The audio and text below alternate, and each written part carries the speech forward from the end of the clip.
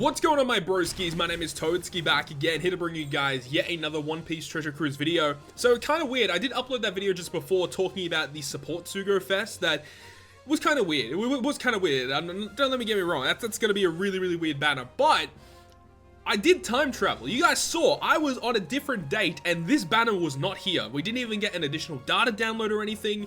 Just all of a sudden this banner just appeared. Someone time traveled and let me know that, you know, hey, this banner's actually live in game. We can have a look at it. So this is cool. So finally we have the Treasure Map Sugo-Fest in game. Weird that we didn't even get an additional data download. It was delayed. I don't know. It was really weird. But let's have a look at this. Right below where the recruit button is, you guys can see one free try. Now, I did actually time travel additionally to a couple of days. It looks like every single day throughout this Sugo-Fest, or for at least an extended period of time throughout this Sugo-Fest, we get a free rare recruit every single day, which is very good. Because typically Treasure Map Sugo-Fest have better rates for like the better legends. That's just my personal opinion from what I've seen previously. So that's good. You know, if you get a red from one of these free rare recruits, then, you know, that would be really cool. Or, you know, it gives you an additional chance to pull some of the Treasure Map rare recruits. So that's really cool. In this video today, of course, we're going to go through this banner, talk about it, and we'll talk about all of the new units arriving with this Treasure Map Sugo-Fest as well. And we'll just go through it. So you can see the 9th of December is when this banner officially goes live.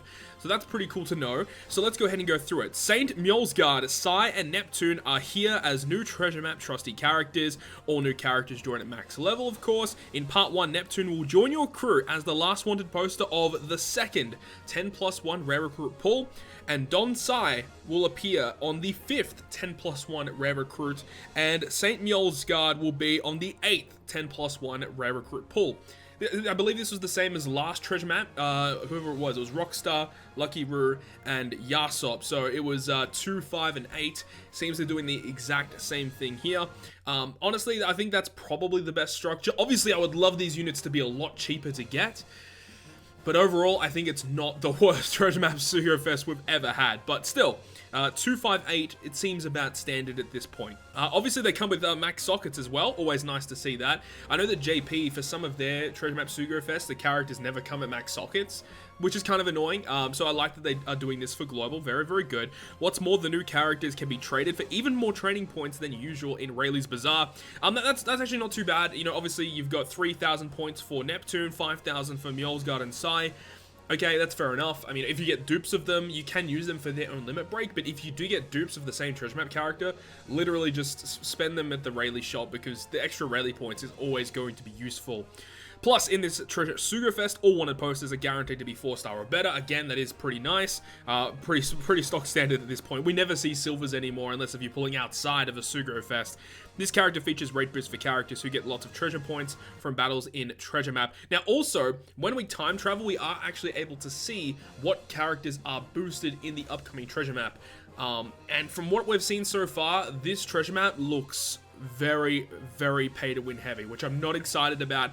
There aren't that many. Oh, there are a decent amount of like decent free-to-play characters that are boosted for this Treasure Map, but from the preliminary list that we've seen so far in game, it doesn't look great. It's gonna be tricky, definitely, this Treasure Map. But trust me, guys, once we get over this slump of difficult content around Sabo and Koala, it's going to be much more smooth sailing. I might even make an additional video about that, just basically addressing the issue of what's going on with content during this period right here, during Sabo and Koala's release, because Kizuna is quite terrible. This Treasure Map is also going to be terrible, and I've seen a lot of people quit the game recently, but I digress. You know, honestly, I'm thinking about making another video about that. But if you guys want to see another video of me talking about just the stuff in general in terms of the content on Global, I'm more than happy to do it, because I've seen a lot of bad things happen over the past couple of weeks. But anyways, let's get back to this. So obviously with other Treasure Map Sugo-Fest, it's going to be a 3-part Sugo. Part 1 is typically the part you want to be pulling on, because that's where the Treasure Map units are guaranteed. So we've got part 1 from the 9th until the 11th, so 2 days, and then you also have 2 days for part 2, and you have 2 days for part 3. 10+1 rare recruit counter will reset, obviously. Now for part 1, 30 rainbow gems first multi, already really good. Second multi is guaranteed Neptune, so Neptune is the lowest point booster in this Treasure Map. We'll go through all of their abilities soon, so don't worry about that. 3, 6, and 7 are guaranteed legends. So if you do go all the way to 8, you get 1 on 3, 6, and 7. So 3 legends for 8 multis. Like, obviously that's pretty decent, but obviously it's 8 multis on a treasure map Sugo-Fest. And I know many of you guys out there are not going to be doing any pulls here. And obviously it goes without saying, if you are free to play, you should not be pulling on treasure map Sugo-Fests. Wait for the double legend rate big boy Sugos. The 4th multi is a guaranteed rate boosted character. Obviously recommended would have been better, but I think the recommended list is quite small. Yeah, it's literally just the boosters and the legends. So if it was guaranteed recommended, that would be kind of crazy. What else do we have here? The 5th is the Toadskii unit. Again, we'll go through his ability soon. And 8th is going to be St. Mules Guard, of course. 10th is a limited pool legend. And then basically it's pretty much the same sort of stuff for part 2 and 3, but the guaranteed point boosters will no longer be active. So if you want the point boosters, obviously pull part 1. And then as for the limited pool legends, now this got me excited, right? For those who don't know, or for those maybe you already know, but anyways, Zeus, Prometheus, and Big Mom is the only legend I don't have currently on Global, and they're boosted on part 1. Boys, let's go! Alright, you already know I'm doing pulls on part 1. I want to get my hands on at least Neptune. I'll have to look and see what their abilities are. I don't actually remember what their abilities are off the top of my head. But if Toadskii is really good, I might do up to 5 to get my hands on Toadskii. So you've also got Sabo and Koala, obviously Dogstorm and Cat Viper. Dogstorm and Cat Viper, okay, we should probably address this as well. So on JP, when this Treasure Map Sugo-Fest went live, was the debut of CatDog. CatDog? Yeah, CatDog. CatDog debuted on this specific treasure map on Japan.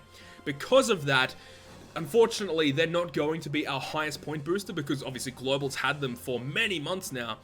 So unfortunately, it doesn't seem like that will be the case. I would think that at this point, Sabo and Koala are likely going to be the highest rate boosted legend in this treasure map. So I don't know. We'll have to wait and see. But yeah, it is really unfortunate. You know, it is nice when we do get the global first legend, or the global first legends is always really nice. But eventually when they come out to JP and they release them as treasure map legends, it's just such a pain because eventually when that treasure map rolls around, we kind of get screwed because the legend that's really good for the event, a lot of people would probably have them, but they're not the highest point booster legend, so you kind of miss out there. So it's give and take, you know, it is give and take. So you've got CatDog, you've got Zeus, Prometheus, Big Mom, obviously Sabo and Koala, as we've said, V2 Katakuri, V2 Aokiji, and Shiki are also boosted part 1. For part 2, you got Luffy, Lord, Dogstorm, Cat Viper. I think they'll be boosted throughout all the parts. Dracula, Mihawk, V2, Carrot, V2 Sanji, and V2 Doflamingo. Sabo and Koala. Oh, wow, okay, that's kind of weird. Sabo and Koala boosted on part 3 as well. Okay, very interesting. Zeus, Prometheus, and Big Mom also boosted on part 3. V2 Zoro, Charlotte Cracker, Sanji and Judge, and Luffy next. Okay, all 3 parts have really good legends. Like, there's no denying that. All 3 parts have, like, pretty top-tier legends, honestly. They're all really good. And with that, that is the entire list of boosted legends for the Sugo-Fest. Unfortunately, with this list, we don't have the list of boosted rev recruits. With the preliminary list that is in-game right now that we can have a look at through time travel, there's only, like, literally the new Sabo and Koala batch and limited rare recruit Carrot are the only boosted rare recruits. I would think they're going to add to that. And if that's not the case, if they don't add to that list, then that's kind of ridiculous. But we'll have to wait and see, as I said. So, without further ado, let's take this time to actually go through all of the new rare recruit characters.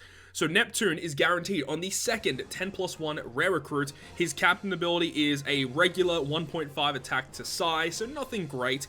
Special ability is 12 turns. If the captain is Cerebral or Striker, changes Cerebral and Striker character slots to Strength or Psy and locks them for 1 turn.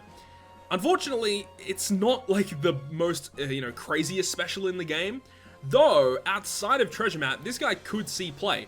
Definitely with the with CatDog, right? Because CatDog, when they combine into their dual form, Strength and Psy are beneficial to your team. So having this character, honestly, is actually kind of nice, especially because they lock your orbs as well. So you know that turn 1 of CatDog where you do that burst, and then the next turn afterwards you get the secondary boost with the orb boost, and then you can use your secondary CatDog. This unit would be really good for that, as you're able to lock your slots and then use them in multiple turns, as Neko and Inu are really good for multiple turns of burst. So this is honestly not that bad. This could see definite usage on CatDog teams. Also reduces his special bind duration by 2 turns as a sailor, which is not too bad either. Reduces recovery bind by 7 turns if you max that out. You probably aren't going to be maxing these characters' limit breaks out, but hey, it's there if you need it, which is not too bad. So now that we've talked about Neptune, let's go ahead and move on to Toadskii. Toadskii is a strength fighter striker character with a captain ability of just a regular 1.5 times attack to striker, nothing special. 12 turn cooldown though, will go ahead and deal 75 times his attack in typeless damage to one enemy, reduces your crew's special bind duration by 2 turns, which is kind of nice.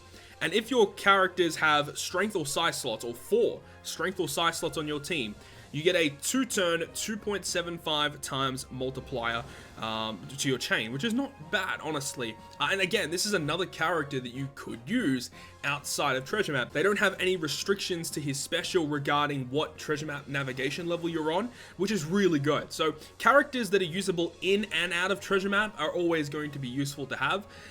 Do I want to do 5 multis to get him though? I don't know about that. I don't know, because, I mean, the special bind removal is kind of nice. If there aren't that many boosted special bind removers, that could be a massive problem. So I really hope that for everyone's sake that our boosted list is kind to us, because if this is like the only special bind remover that we get access to, that'd be awful, honestly. That would be horrendous. So I really hope that the boosted list is very kind. But moving on, he's basically just, he gives you the special bind removal, and he also gives you a chain lock, so that's not too bad. He also will resist special bind by 2 turns, which allows you to then activate his special if you are special binded. And he has Enrage, which 200 additional attack, which is okay, but I mean, his stats aren't the greatest anyway. He's just alright. Honestly, I don't think he's the best Treasure Map rare recruit in the game, but he's just okay, basically. And then the final character is St. Mulesguard, which is the first version of the character in Treasure Cruise. This is pretty cool, and I remember when this character first got revealed, a lot of people were excited about this, but let's go ahead and break him down.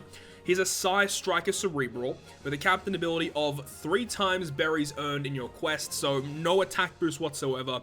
Unfortunately, I really wish that these highest point booster characters had actually good captain abilities, because if you're going out of your way to pull for these units that are the highest boosted in the entire Treasure Map, and you can't use them as a captain for you know, damage output, and that is a really, really bad thing, honestly. I would love for them to be like a flat 3 times boost to whatever class or color. I feel like that would be a really big improvement to these Treasure Map rare recruit characters, but unfortunately, there's not much we can do about that. Now, as for his special ability, 12 turns as well, will deal 50 times his attack in non-type damage to a single enemy. He'll also go ahead and reduce all enemies' damage reduction, which is the Rainbow Shield, by 3 turns, and will give you a certain boost, an attack boost, to your Cerebral and Strikers depending on your navigation level. So at highest capacity, you get a 2.25 times attack boost to both Striker and Cerebral, the 2 classes that Neko and Inu both boost. Overall, that's a great special. Obviously, he's only really good on the Treasure Maps because of that attack boost, but outside of Treasure Maps, you get damage and remove Rainbow Shield by 3 turns. That's it. He's really not that good, unfortunately. For this specific Treasure Map, obviously it's going to be nice to have because he is the highest booster, but he's definitely not a requirement. You could definitely replace, you know, the 3-turn removal of Rainbow Shield with, I think Colosseum Kuma is actually boosted in this Treasure Map. So he would be like legitimately a 1-for-1 replacement for this character, which is great. So at least there's a replacement for that. I just hope that there's a replacement for Special Bind. That's going to be a really big one. So with that, that's going to conclude this video, guys. Hopefully you guys understand, you know, pretty much how this is all working for this Treasure Map. And, you know, if, as I said, for free to play, you want to completely avoid this. You do want to avoid the Treasure Map Sugo-Fest. However, for those of you out there who do like to pull for the boosters to have an easier time during the Treasure Map, well, it's up to you. Do you want to do 2 multis for Neptune, 3 for a Legend, 5 for Toadskii, or are you going to go all the way to 8 for the St. Mulesguard? I don't know about going to 8, but I think going for Neptune is probably the safest bet, just to have the additional point booster. But hopefully you guys enjoyed this video today. If you guys did enjoy it, make sure to leave a like, and if you want to stay up to date with all the content I post, including more One Piece Treasure Cruise content, make sure to hit the subscribe button down below. But other than that, guys, I'll see you guys within the next video.